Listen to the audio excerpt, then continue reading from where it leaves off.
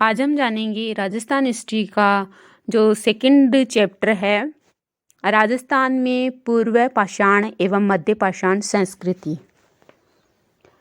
सबसे पहले हम ये जानते हैं कि आखिर पृथ्वी पर जो है वो मानव कहाँ से पैदा हुआ।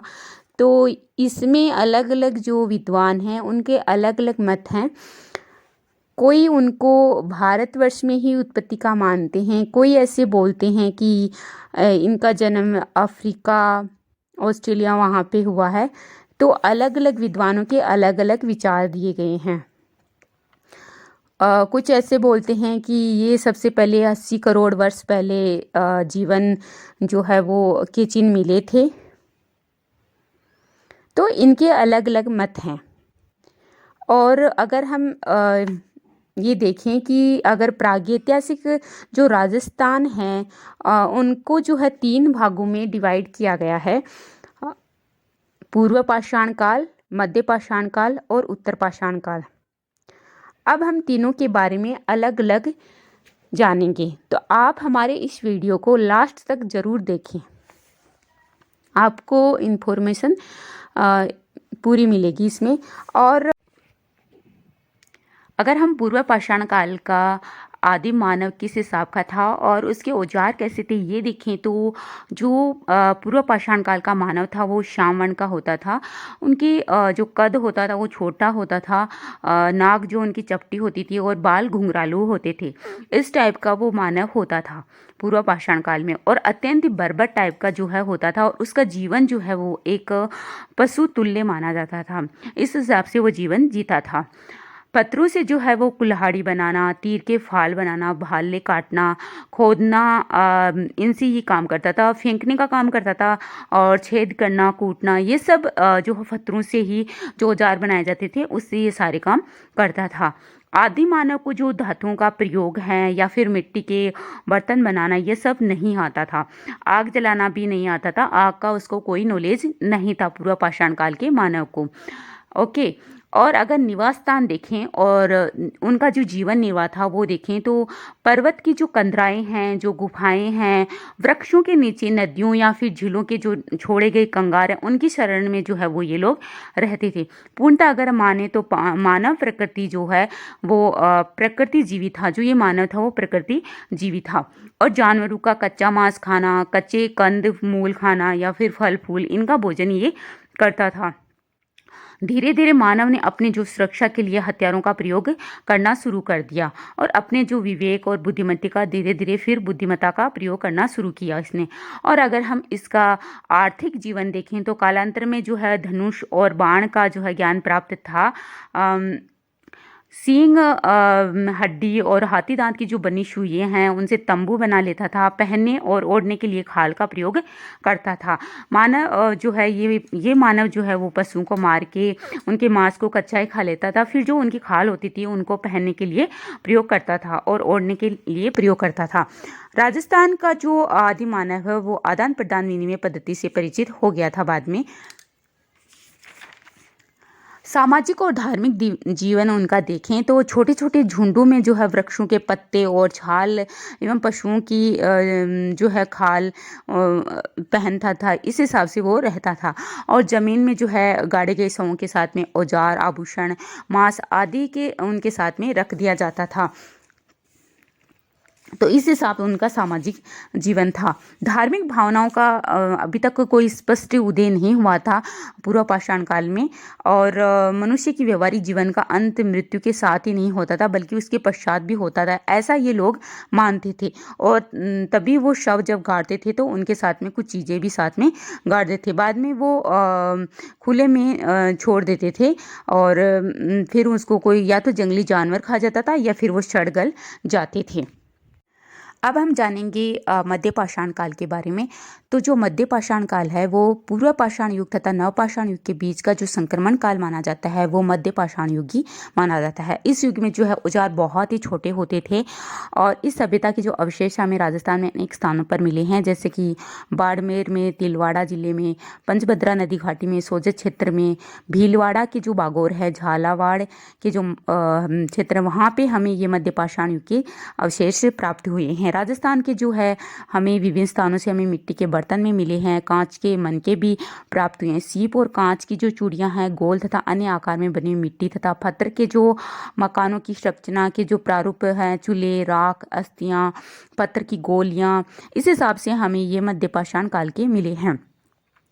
अगर हम कुछ विद्वानों के अनुसार जाने तो कहीं कहीं हमें पशुओं को पाला जाना ये भी मिलता है। मनुष्य का जो प्रमुख उद्योग है वो शिकार को माना गया है। वे लोग गाय, बैल, भैंस, भेड़, बकरी, घोड़ा, मछली, घड़ियाल आदि से वे लोग परिचित थे। मध्य पाषाण काल में जो है वो शवों को दफनाना आरंभ कर दिया था। वहाँ पे हमें उत्खनन में अनेक अस्थि पंजर मिले हैं, जिसे पता चलता है कि मध्य पाषाण काल में शवों को दफनाने लग गए थे। और जो अस्थि पंजर मिले हैं उनके साथ में अनेक जो है वो पाषाण सामग्री भी मिली हैं। मानव अस्थि पंजर के साथ में हमें कुत्ते के अस्थि पंजर भी प्राप्त हुए हैं। तो इसका मतलब है कि कोई धार्मिक महत्व रहा होगा उस टाइम पे। राजस्थान में जो मध्य पाषाण संस्कृति का अगर हम देखें तो बागोर जो सभ्यता है वो इम्पोर्टेंट मानी गई है। तो हम अब जानते हैं बागोर सभ्यता के बारे में। तो मिले हैं जो सबसे नीचे की परत है वहाँ से हमें लघु पाषाण शस्त्र मिले हैं, मृत पशुओं के अवशेष प्राप्त हुए हैं। और इस युग में जो है आदि मानव भोजन संग्रह की अवस्था में ही था, यानी कि भोजन उत्पादन करना नहीं जानता था। तो ये इनका प्रथम स्तर माना जाता है, जिसमें वो आखेट और कंदमूल एकत्र कर ही अपना जीवन निर्वाह करता था। अगर हम उसका दूसरा स्तर देखें तो जिसमें वह ताम्र अस्त्र बनाने लग गया था, मृद भांड आदि जो है प्रयोग में लाने लग गया था। और जो ये मृद भांड होते थे वो भी हाथ से बनाने लग गया था। और मृत शरीर के साथ में जो हमें पर्याप्त संख्या में हमें मृद भांडों के अवशेष प्राप्त हुए हैं, धातु, अस्त्र, आभूषण, भोजन सामग्री आदि प्राप्त हुई हैं। तो इस युग का जो मानव है समाज की सुविधाओं का उपयोग करने लग गया था। ताम्र उपकरणों के साथ साथ ये कृषि और पशु के पालन के आधार पर भोजन उत्पादन भी करने लग गया था। अगर हम तीसरा स्तर देखें तो तीसरे स्तर का जो काल माना जाता है वो ईसा पूर्व 500 से लेकर चौथी सदी तक का माना जाता है। और इस जो काल का माना है वो हम जो है हाथ के बने न होकर जो मृद भांड है वो कुम्हार के चाक पर बने हुए होते थे। और यहाँ से हमें 7 लोहे के उपकरण भी मिले हैं और 2 बाणाग्रह भी मिले हैं। समाज में पत्थर के उपकरणों का उपयोग बहुत कम हो गया था, लोहे का ज्ञान प्राप्त हो गया था। खुदाई में हमें आभूषणों में शीशे, हड्डी व पत्थर की मणियाँ भी मिली हैं। आवास गृहों में हमें पत्थरों के साथ ईंटों का प्रयोग करने लग गया था। तो ये 3 स्तर जो है हमें बागोर सभ्यता से मिले हैं। उत्तर पाषाण काल में प्रवेश किया। हथियार और औजार जो पत्थर के थे, किंतु उनके जो निर्माण में पहले की अपेक्षा अब अधिक विविधता, कुशलता और सौंदर्य पाए जाना लग गया था। तो इसके निर्माण करने वाली एक दूसरी जाति के पुरुष थे जिन्हें पोटो आस्ट्रालाइड का नाम दिया गया था। अगर हम उत्तर पाषाण काल के निवास स्थान और औजार के बारे में देखें तो प्राकृतिक जो कंदराएं हैं उनकी जगह अपने बुद्धि और हाथों से काम करना आरंभ कर दिया था, मकान बनाने शुरू कर दिए थे। मकान जो है झुंडों में बनते थे, जो हमें उनकी सामाजिकता और संगठनात्मक प्रकृति का पता चलता है। अगर हम उत्तर पाषाण काल के औजार देखें तो कुल्हाड़ियाँ बननी शुरू हो गई थी, चाकू, तीर, औंखली बनने, मोशल, पीसने के जो औजार है वो बनने लग गए थे। स्क्रिपर जो होता था वो खाल या मांस मज्जा निकालने के काम आता था। और पॉइंटर जो होता था वो तीखा और नुकीला अस्त्र होता था। ये सब बनने लग गए थे उत्तर पाषाण काल में। और ये सब हमें औजार है वो नावाघाट, हमीरगढ़, जहाजपुर, सोजत, समदड़ी, शिकारपुर यहाँ से प्राप्त हुए हैं। अगर हम उत्तर पाषाण काल के उद्योग धंधे देखें तो उद्योग धंधों में गाय, बैल, भैंस, भेड़, बकरी, पक्षी पाले जाने लग गए थे। नौकाएं इनका निर्माण हो गया था। खेती का आविष्कार करने लग गए थे। स्थायी जीवन शुरू हो गया था। सभ्यता का विकास हो गया था। व्यवसाय शुरू हो गया था। सामूहिक जीवन जीने लग गए थे लोग और संगठन की भावना का विकास हुआ था। अगर हम उत्तर पाषाण काल के भोजन एवं अग्नि का उपयोग देखें तो आग का आविष्कार जो है उत्तर पाषाण काल में शुरू हुआ था।